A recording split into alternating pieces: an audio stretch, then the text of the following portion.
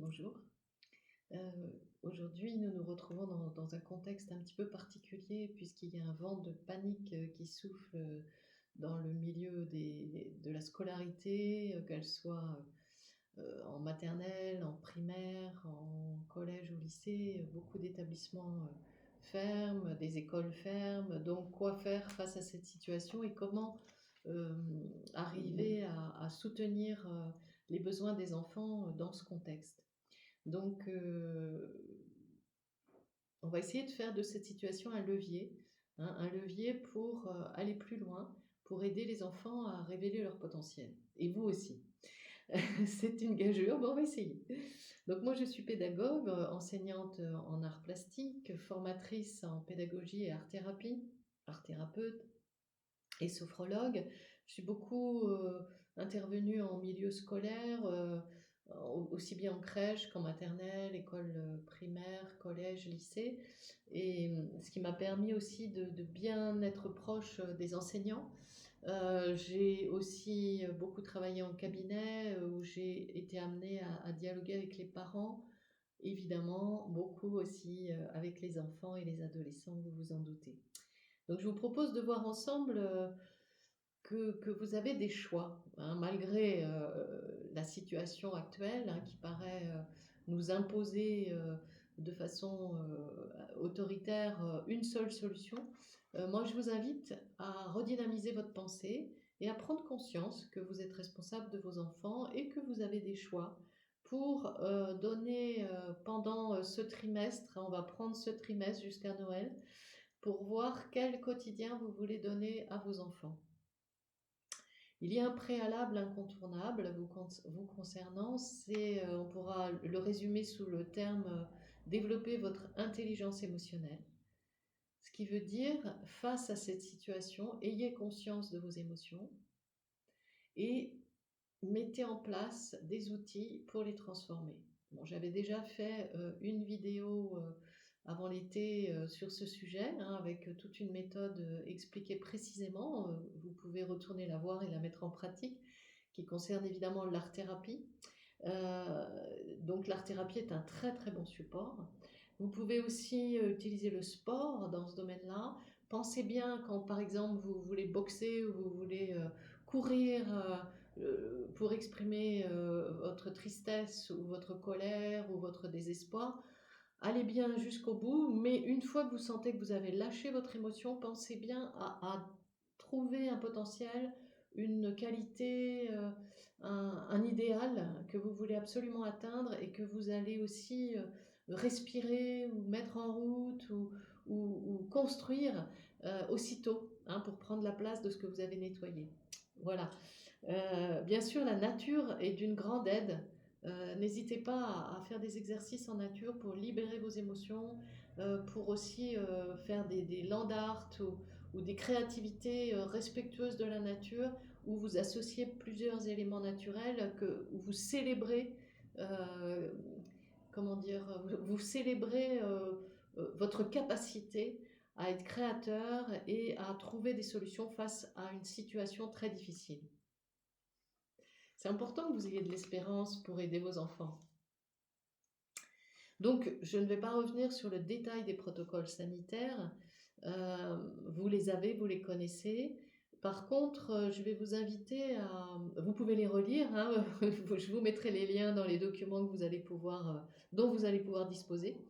On va un petit peu revenir sur comment aider les enfants en fonction de leur âge. Donc, juste par rapport au protocole sanitaire et aux chiffres qui sont donnés régulièrement, je vous invite simplement à aller voir par vous-même sur les sites du gouvernement ou de Santé publique France pour cliquer pour avoir vraiment le nombre de tests réalisés, le nombre de cas positifs, etc., etc. Vous savez que ces tests sont très fins et qu'il faudrait pouvoir déterminer vraiment le détail du pourcentage de virulence du virus qui rend ce test positif pour savoir si les personnes sont contagieuses ou non. Donc je vous renvoie aux spécialistes, je vous mettrai aussi un lien par rapport à ça, de manière à ce que vous puissiez vous y retrouver un peu pour analyser ces chiffres qu'on vous donne dans la presse. Je reviens par rapport aux petits-enfants. Là, les consignes sanitaires ont été revisitées. Il y a la capacité pour les enfants d'avoir leur doudou, ce qui est la moindre des choses. Il y a la capacité pour les parents, dans la mesure où ils ont leur masque, d'accompagner les enfants. Donc on est dans un autre contexte qu'au moment du déconfinement. Et là, ce qui est important, c'est que vous puissiez mettre en place quelque chose de joyeux par rapport à vos petits-enfants, quelque chose où ils puissent avoir un jeu libre presque permanent, c'est-à-dire que tout est jeu. Euh, Apprendre à marcher, à parler, tout ça pour eux, c'est comme un travail, ça leur demande beaucoup d'énergie, en même temps, c'est un jeu. Donc c'est très très important que vous restiez avec une légèreté, avec une protection hein, de toutes les peines qui se passent dans le monde actuellement, pour leur laisser leur insouciance et leur imagination, et les laisser, comment dire, développer leurs cinq sens, développer leur potentiel, que leur cerveau puisse s'épanouir et qu'ils puissent se réjouir d'être en vie et de développer toutes ces capacités qu'ils sont en train de découvrir. Ceci concerne aussi la maternelle, où ils n'ont pas besoin d'apprentissage précoce, hein, mais simplement s'intéresser au langage, s'intéresser à toute la psychomotricité et à la créativité, et évidemment aux histoires, la lecture, les contes, les jeux, toutes sortes de jeux multiples et nombreux. Une chose un acte que vous pouvez poser si vous le souhaitez, qui est très important, au-delà de trouver des solutions pour protéger vos enfants et pouvoir leur laisser leur insouciance, ce qui vous demande de la créativité en ce moment. L'autre aspect, c'est de prendre une précaution par rapport à tous les actes médicaux qui peuvent être posés dans les structures collectives pour les enfants en ce moment. Donc que ce soit la prise de température, que ce soit des tests, évidemment encore plus d'éventuelles vaccinations. N'hésitez pas à utiliser le PDF qui est déjà sur le site, sur la page d'accueil du site pédagogie-arscola.net, que vous pouvez télécharger, remplir et donner à votre infirmerie pour demander à ce qu'aucun acte médical, vous les détaillez, ne soit fait sans votre accord écrit à vos enfants. Donc ça, je pense que vu l'ambiance actuelle, ce n'est pas une précaution inutile, notamment pour les petits. Donc en ce qui concerne la maternelle et l'école primaire, je voulais aussi vous parler d'autre chose que vous êtes libre de faire et qui peut vous paraître un peu énorme comme ça à première vue, mais je vous encourage à regarder aussi le fichier que vous pourrez télécharger sur la page d'accueil du site, et que vous allez voir que c'est pas si compliqué que ça, et que dans la situation actuelle, ça peut vraiment être une bonne solution jusqu'à Noël de déscolariser vos enfants. Bien sûr, ça peut un peu être impressionnant vu les conséquences que ça implique, mais pensez-y, réfléchissez-y. Surtout si vous voyez vos enfants, donc que ce soit pour les enfants de maternelle ou de primaire, surtout si vous voyez vos enfants qui sont tendus, qui sont nerveux, qui sont fatigués exagérément par rapport à comment vous les connaissez d'habitude. Si vous avez aussi vos enfants qui ont des difficultés de sommeil ou des cauchemars, soyez très très très vigilants pour envisager de faire l'école à la maison. C'est-à-dire à ce moment-là, si vous choisissez cette formule, en tout cas étudiez-la. Hein, je vous invite vraiment à l'étudier parce que ça peut permettre à vos enfants d'avoir un trimestre paisible, sans tout le stress et les risques d'être scolarisé. C'est-à-dire qu'à ce moment-là, il vous suffit, si vous prenez cette décision en toute liberté, si vous sentez que c'est en accord avec vos valeurs, peut-être ça ne l'est pas, ou peut-être ça ne l'est pas maintenant, et ok, hein, il n'y a pas de souci. Mais si vous sentez que c'est en accord avec vos valeurs et que ça peut être une bonne solution pour vous, sachez qu'il vous suffit d'envoyer un courrier, si possible recommandé, au DACEN de votre département, c'est-à-dire au directeur d'académie de votre département, pour le prévenir que vous déscolarisez votre enfant à partir de telle date. Il faut que cette lettre parte au moins 8 jours avant la date où vous ne mettez plus votre enfant à l'école, au collège ou au lycée ou à la maternelle. Donc ce délai est très très important à respecter. Pensez aussi à envoyer un courrier au maire de votre commune pour le prévenir simplement. Et évidemment, je pense que vous préviendrez les enseignants et l'école où était votre enfant ou votre adolescent. Si vous prenez cette décision, ça vous engage évidemment à mettre en place une instruction par vous-même, de la construire. Il y a de nombreuses associations qui peuvent vous aider à ce sujet, puisqu'il y a des parents qui, indépendamment de la période qu'on vit actuellement, font le choix de déscolariser leurs enfants ponctuellement ou en continu. Tout est possible. Vous pouvez rescolariser votre enfant lorsque les choses redeviennent d'une où vous percevez que c'est correct pour votre enfant, hein, que c'est équilibré, respectueux des besoins de votre enfant et de sa nature et de vos valeurs. Donc c'est quelque chose qui peut amener de la souplesse dans la période que nous traversons et qui impliquera une à deux visites de l'inspecteur d'académie simplement pour vérifier que vos enfants ou votre enfant apprend à lire, à écrire, à compter en fonction de son âge, qu'il acquiert, qu'il a un niveau de connaissances équivalent à ce qui est demandé à son âge. Et vous pouvez télécharger plein de documents à ce sujet sur Internet pour avoir des supports.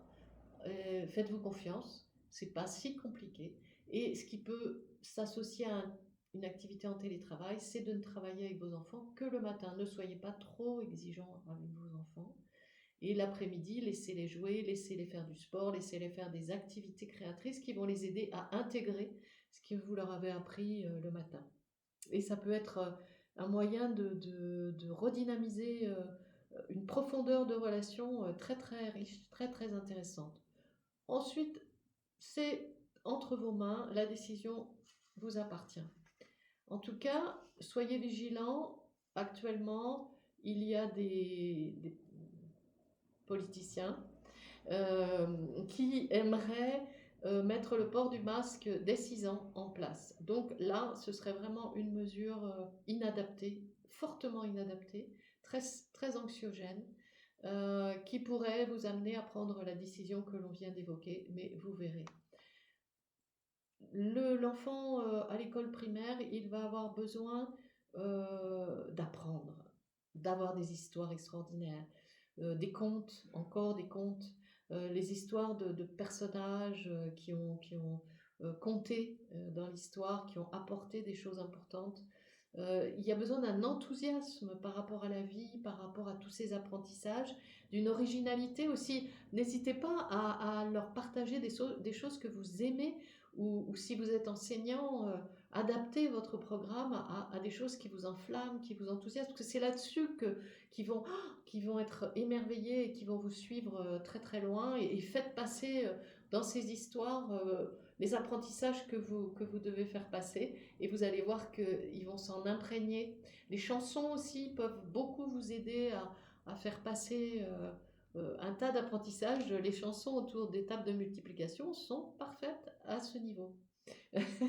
Donc n'hésitez pas à les utiliser grandement et essayez d'être vigilant à protéger vos enfants du stress. Par contre, si vous sentez que vous devez aborder des notions comme la peur de la mort ou des sujets de la sorte, essayez de trouver des histoires qui abordent ce sujet. Il y a beaucoup, beaucoup d'histoires qui abordent la peur de la mort, et notamment dans les grands classiques, hein, puisque ce sont des besoins humains depuis des siècles. Hein, donc, vous pouvez puiser dans cette richesse pour vous aider à trouver des bonnes réponses. Pour les adolescents, c'est plus complexe puisqu'ils ont déjà les masques et qu'on voit des malaises, des évanouissements, des saignements de nez, des moments de dépression, de découragement, puisque de toute façon, les adolescents sans masque, sans ce stress extérieur, peuvent avoir des moments de découragement par rapport à leur futur, par rapport à leur capacité. Vous savez qu'ils vivent une métamorphose de leur corps très très profonde, hein, au niveau hormonal, au niveau physique. Les filles ont leur menstruation, ont les seins qui deviennent beaucoup plus proéminents, ils vont avoir leur corps de femme. Les garçons changent leur voix, hein, donc avec le masque c'est quand même pas top, vont muer leur voix. Ils vont avoir leur système pileux qui se développe, leur visage qui se transforme complètement, leur corps aussi, hein, qui se développe. Souvent les garçons mettent plus de temps à grandir que les filles, mais quand ils y vont carrément. Donc c'est pas évident en tant qu'adolescent de gérer tout ça. Ça vient chercher beaucoup d'émotions le stress actuel ne peut que les amplifier. D'autant plus si ils sont comme bâillonnés toute la journée à devoir s'exprimer, communiquer, être amoureux, avoir des passions, faire du sport, etc. Avec un masque, c'est quand même très très très handicapant. Donc il y a beaucoup d'avocats qui créent des associations ou des sites pour vous aider par rapport à ça, hein. Donc, notamment, il y a un site agir-ensemble.org, Respirer librement, qui est en train de faire un appel pour un recours, plus exactement, pour essayer de moduler la liberté par rapport au port du masque, notamment pour les adolescents, et qui permet aussi une ressource de documents. Vous avez aussi un autre site qui s'appelle réaction19.fr qui aide les familles en difficulté par rapport à ces situations inattendues. Là aussi, c'est un avocat. Vous pouvez envoyer un mail à réaction19fr@gmail.com si vous avez besoin d'aide juridique face à une situation soit où vous avez une amende que vous trouvez injustifiée, soit parce que le cas particulier qui vous est propre pose des problèmes dans la structure scolaire où vous êtes, ou que ce que vous voulez faire semble illégal. Donc renseignez-vous, hein, renseignez-vous pour ne pas vous sentir seul, avoir des éléments très précis, vous sentir soutenu dans ce que vous voulez mettre en route. Après, si votre enfant veut euh, être en lien avec ses amis, faire partie du groupe classe, veut comment dire, être reconnu par les autres, par ses enseignants, et qu'il trouve très bien le port du masque et qu'il veut rester comme ça et continuer l'école jusqu'au bout, pourquoi pas, si c'est son choix. Par contre, c'est important que vous en discutiez avec lui, c'est important que vous lui expliquiez ce que vous avez compris, que vous lui expliquiez vos valeurs, que vous lui expliquiez votre point de vue sur tout ce qui se passe. Peut-être vous allez être d'accord et donc dans ce cas-là, ça va être plus facile à gérer, mais peut-être vous ne serez pas d'accord. Et là, on revient à l'intelligence émotionnelle pour les parents. Il se peut que vous soyez déstabilisés et moi, je vous invite énormément à ne pas être dans une autorité froide vis-à-vis de vos adolescents, que ce soit pour les obliger à suivre les consignes sanitaires qui sont mises en place de façon autoritaire, que ce soit pour les obliger à se déscolariser alors qu'ils n'en ont pas envie. Hein, on prend les deux extrêmes là, et entre les deux, il y a plein d'options pour faire ceci, pour faire cela, etc. Euh, pour respecter leur point de vue. Hein, c'est très différent de ce qu'on a vu pour les petits ou pour les enfants d'école primaire. Non, là, vous avez des adolescents qui ont besoin de développer leur propre jugement, leur propre libre arbitre, leurs propres initiatives, et sans faire n'importe quoi ni les laisser faire n'importe quoi. Il faut un cadre de sécurité, mais accepter d'écouter leur point de vue, surtout s'il est différent. Sinon, vous risquez de les perdre en route. C'est très important qu'ils puissent vous faire confiance, qu'ils vous disent tout ce qui les déstabilise et que vous puissiez l'entendre, même si ça vous met hors de vous. D'où, je reviens, hein, j'en remets une couche, le fait de développer votre intelligence émotionnelle et de parvenir avec vos enfants, surtout vos adolescents, à maîtriser vos émotions, à les percevoir, hein, en avoir conscience et à les respecter dans leur originalité, dans leur point de vue, dans leur autonomie, dans ce qu'ils veulent créer, et que petit à petit vous ayez, non pas un copain, hein, parce que je ne vous parle pas là d'être copain, de jouer les copains, non, c'est pas ça. Restez qui vous êtes, mais donnez plus de place à votre adolescent au fur et à mesure où il grandit, et écoutez ses différences. Donc, et tenez compte de l'entraide, hein. C'est pour ça que je vous parle de ces sites. Donc, vous trouverez plein de ressources euh, et de PDF, comme je vous l'ai évoqué, sur la page du site. Encore une chose que vous trouverez sur ce site, c'est un jeu créatif que je vous invite à partager justement avec vos enfants et vos adolescents, qui est ouvert de 6 à 110 ans si vous voulez, euh, pour exprimer une créativité libre sur un support de votre choix pour répondre à la question comment j'aimerais que soient les enfants et les adolescents du 21e siècle. Donc c'est une question qui va permettre de réveiller votre espérance, celle des enfants, celle des adolescents qui ont besoin de voir devant eux un futur enthousiasmant, même dans les circonstances actuelles. Vous aussi, vous avez besoin de réveiller votre espérance. Donc, tous ceux qui le souhaitent peuvent peindre, modeler, sculpter, dessiner pour répondre à cette question.